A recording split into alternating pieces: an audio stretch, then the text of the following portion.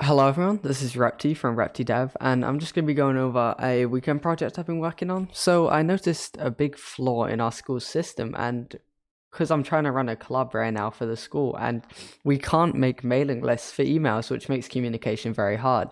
Now the obvious idea you'd do to fix this is you would create a just list of all the emails and like put it in a Google Doc or something, and then just copy and paste it into the recipient list whenever you need it. However, I chose not to do that. I thought it would be a pretty good way to get some practice in, especially using APIs. So I'm using the Gmail API in this project. I'm also using modules like the JSON module to store local data, so you can edit the list and it stays. So let's just go over how it works. I'm going to edit the member list. So we're going to navigate through this page. We can add members. Obviously, we don't want to add any more members. We can remove members too.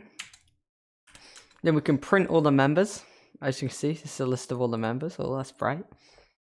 And we can add or remove them, but that's how many people are in the club, and that's the people right now, so we don't want to mess anything up. But let's choose someone at random. Let's remove them. So we're going to go Thomas.Fox. We're going to remove him. It says he's been removed. We're going to say yes, that's okay. Then if we print the list again, see Thomas Fox. Let's find him. Sorry about this. Thomas Fox was right below Gavin Dinning. So let's go right below Gavin Dinning, and you see he's been removed. And he's not at the end. So let's add him back. Yes, we're going to add him back. And then we're going to not add anyone else. We're going to print the list, and you can see he's been added back into the list. So now we're going to, obviously we can send an email, which is what this is for. So we enter the subject, test, hi everyone.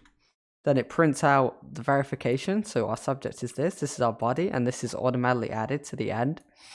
We're going to say this isn't correct because we don't want to send the email. So it's been cancelled, and we have the option to rewrite another email, but we're going to return to the home screen, and that's not meant to happen. So we'll fix that, but that caused the program to crash. But anyway, let's look at the code a little bit. So we import some modules. We import the API. Most of this is just defining a couple functions, a couple variables we need. Most of this was taken from the Gmail quick start.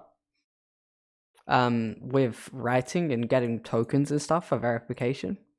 These are a couple functions that I made. We're going to retrieve the member list from the JSON file. We're going to save a member list because obviously we want to be able to save it.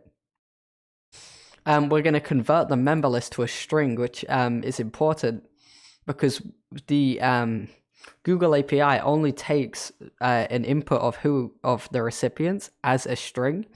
So we had to format it correctly to fit this, which we did. Then this is to send the email itself. Then we have the core program loop to navigate all the menus.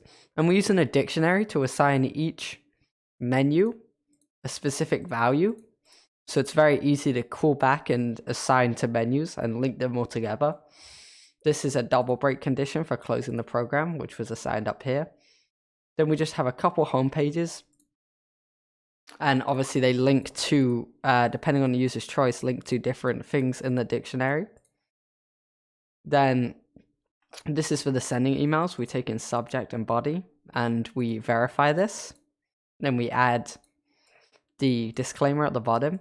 And also, since you can't press enter in Python without it entering the value, we did this workaround where you can type N out and then a space, and it will create two lines. So let's say we're up here, we type N out, we go 1, 2. So that effectively makes a line break in the email, which is very important for formatting emails. And then a couple more verifying steps just to make sure the user's entering correctly. Adding new members.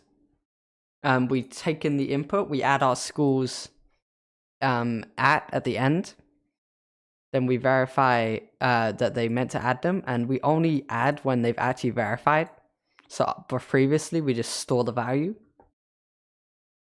And then we keep letting them add until they exit by pressing enter. Same with removing.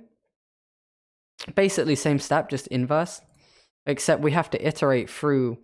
So we're saying for I in the amount of members, so that gets us each index of the member list, and we're checking if the member the user entered is in that index, and if they are, we store it in remove member. So we don't actually do the removing here, because if we did, it could make complications if the user didn't want to actually remove it and makes it harder. So we just keep that on the back of our minds until the user, or in a variable, not on the back of our minds, until the user says they definitely want to remove that person, and then we pop it out of the list.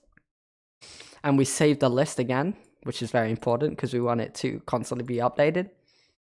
Then we break out of here, and to print the list, same sort of thing. We could have iterated through it and printed on separate lines.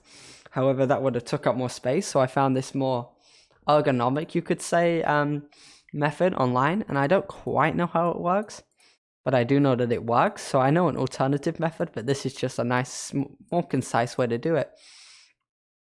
So yeah, that's the project I've been working on. A little bit of dabbling in APIs and some modules. It's nothing too crazy, but it definitely solves a problem I had in my and what I needed, especially for Readiness Club. And it'll definitely be helpful for the future. So that's going to be it. Thank you for listening.